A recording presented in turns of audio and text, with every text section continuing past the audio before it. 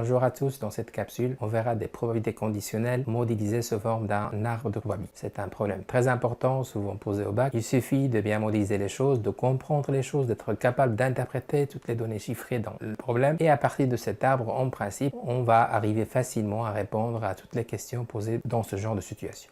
J'ai choisi de commencer par un problème de type bac classique et on verra ensemble comment le résoudre étape par étape. Voilà l'énoncé, on prend 2 minutes pour le voir. En principe, il y a 4 questions qui sont posées, la première, la deuxième, la troisième, la quatrième. Mais bon, avant de chercher les questions, on va prendre 2 minutes pour comprendre le problème, dégager le maximum d'informations sur les probabilités et en principe, les 4 questions seront faciles après. Voilà la première partie de l'énoncé. Je vais oublier un peu les questions, je vais me concentrer sur l'énoncé. Il s'agit bien d'un contexte. Ici, si on réussit le bac, on va continuer dans une option mathématique ou non.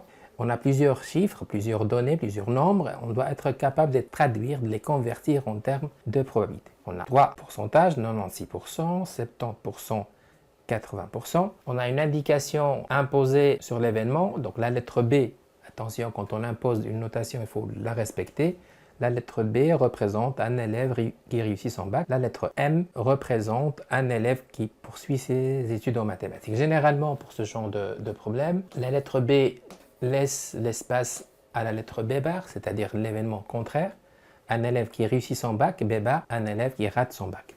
Et bien sûr, le M laisse un peu d'espace pour M bar, un élève qui poursuit ses études en mathématiques. Le contraire, c'est tout simplement un élève qui ne poursuit pas ses études en mathématiques. Et je choisis d'autres options. Dans le français, il faut repérer des mots-clés. Je repère deux mots importants, parmi. Alors parmi, il joue le rôle en mathématiques, encore une fois, de si, sachant, ça permet de renvoyer vers des probabilités conditionnelles. Voilà pour un premier contact avec l'énoncé. Un peu de bruyant, on essaie quand même de dégager le maximum d'informations. On respecte les notations, on est dans les probabilités, on nous donne B, alors on va chercher B bar, M, M bar. On est capable de convertir ce mot parmi en termes de probabilité conditionnelle. Chaque nombre doit être associé à sa probabilité. Je reviens maintenant au nombre 96% par une valeur décimale qui est 0,96. Attention, une probabilité toujours entre 0 et 1. Donc chaque pourcentage doit être converti en valeur décimale. Ça représente une probabilité. Les élèves qui ont obtenu leur bac, c'est tout simplement P de B. Deuxième nombre, 70%, se traduit ou se convertit en 0,7. Il y a le mot parmi, donc je sais que c'est une probabilité conditionnelle. Parmi ceux qui obtiennent leur bac, c'est-à-dire la condition est sur B. Et la suite, c'est ils poursuivent leurs études en mathématiques. Donc c'est P de M, sachant B. Troisième nombre, 80%, conversion 0,8. De même, on a un élément qui renvoie vers le conditionnel parmi, si, sachant, c'est une probabilité conditionnelle. Attention, une condition parmi ceux qui n'obtiennent pas leur bac. Donc c'est une conditionnelle par rapport à B bar et qui ne vont pas poursuivre des mathématiques, c'est-à-dire M bar. Encore une fois, premier contact avec l'énoncé, on a quand même dégagé pas mal d'informations et ce sont des informations qui vont nous aider à construire la suite. J'arrive maintenant à la première question. Classique, modéliser ce problème sous forme d'un arbre pondéré. Je vois bien que j'ai deux niveaux. Le premier niveau, c'est un niveau de je réussis le bac ou non. Deuxième niveau, je poursuis en option mathématique ou non. Voilà, il y a deux niveaux. Premier niveau, question de réussite. Deuxième niveau, question de poursuite d'études. Je pars d'un oméga. Oméga, c'est l'univers, toutes les possibilités. Je réussis mon bac, la lettre B. Je ne réussis pas mon bac, c'est-à-dire le contraire. Si je réussis mon bac, soit je suis avec M, c'est-à-dire je poursuis en maths ou non.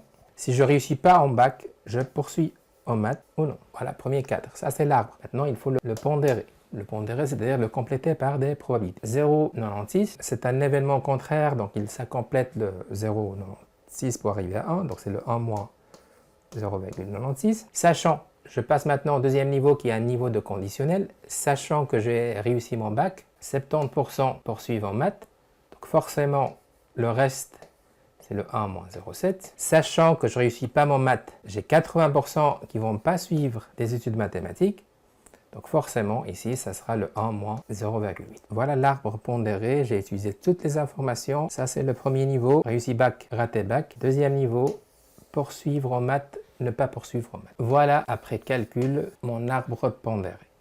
0,7 plus 0,3 ça fait le 1, 0,2 plus 0,8 ça fait le 1, 0,96 plus 0,04 ça fait le 1. Ça doit toujours compléter le 1. Deuxième question, calculer la probabilité qu'un élève réussisse son bac et, attention, ce sont des éléments des connecteurs logiques très importants. et poursuivre ses études en maths. Je ne vais pas perdre de vue mon arbre, en fait, ça sera toujours le point de départ qui va structurer la suite et je dois être capable de traduire ce français en termes de mathématiques. Donc on cherche une probabilité. L'élève réussit en bac lettre B, l'événement B, et l'intersection, et il poursuit en maths. Voilà la traduction mathématique de cette phrase. Calculer la probabilité qu'un élève réussisse son bac et poursuive ses études en maths. Au niveau calcul de cette probabilité, c'est très simple, il suffit de suivre ce chemin B inter M. Pour le calcul, on prend ce chemin, 0,96 fois 0,7, ça fait 0,672. C'est-à-dire qu'on a 67,2% des élèves qui sont des élèves qui ont réussi leur bac et en plus, ils poursuivent dans une option mathématiques. Troisième question, montrer que la probabilité qu'un élève poursuive ses études en maths est égale à une valeur. C'est ce qu'on appelle des questions qui cassent un peu l'enchaînement. Même si on n'arrive pas à 0,68, la suite, on va quand même la travailler avec 0,68. Ça, c'est juste pour l'élève qui se trompe de calcul. Bon, est-ce qu'on est capable de traduire mathématiquement cette phrase? Oui, c'est tout simplement le PM. Alors, je vois que le PM est présent en deux positions sur l'arbre. Pour poursuivre des études mathématiques, soit j'ai obtenu mon bac ou je n'ai pas obtenu mon bac. Voilà, le OU qui se traduit par ce plus. Donc P de B inter M plus P de B bar inter M. Juste un calcul numérique, on voit bien qu'on arrive à ce 0,68.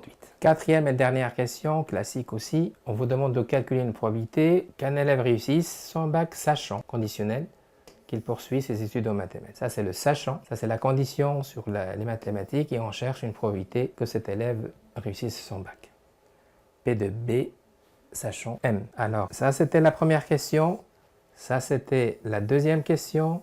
Ça, c'était la troisième question. Donc, vous voyez bien que ce sont des questions enchaînées, se construisent d'une manière cohérente. Il suffit d'utiliser la formule P de B sachant M, c'est P de B inter M sur P de M.